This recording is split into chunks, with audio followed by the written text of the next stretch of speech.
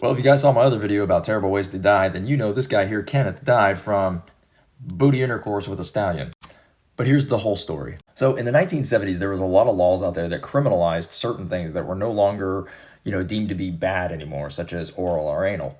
And this specific law was repealed in Washington, which actually states animal and person with anus or mouth. So essentially, they made bestiality legal in the state of Washington. And that brings us over here to Mr. Kenneth. And after a motorcycle accident, he had lost certain sensations and the ability to feel certain things sexually. This prompted him to seek out increasingly extreme sexual experiences, such as extremely large dildies, fisting, and then horses. As the natural progression would go, I guess. So in the early 2000s, he actually finds a group of people known as the Zoos who meet up in King County, Washington to film each other having some relationships with horses and ultimately each other at the same time. And then they post those things online. So the night of the incident, 3 of them were out there on this farm, and the one guy goes first. No problems, right? He said the horse was being kind of difficult, but, he still went about it. Then Kenneth jumps on in, and during the incident, he sustains a perforated colon,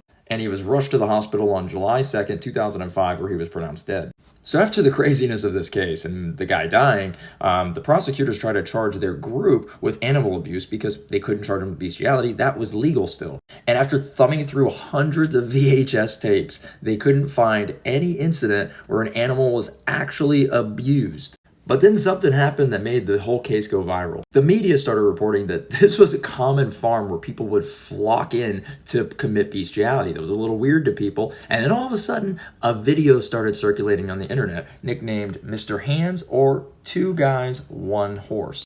Joe Rogan even showed it on 2 separate occasions to guests in his studio. And a documentary called Zoo was actually created based on these series of events. And this whole thing caused Washington lawmakers to officially make bestiality a Class C felony in 2006.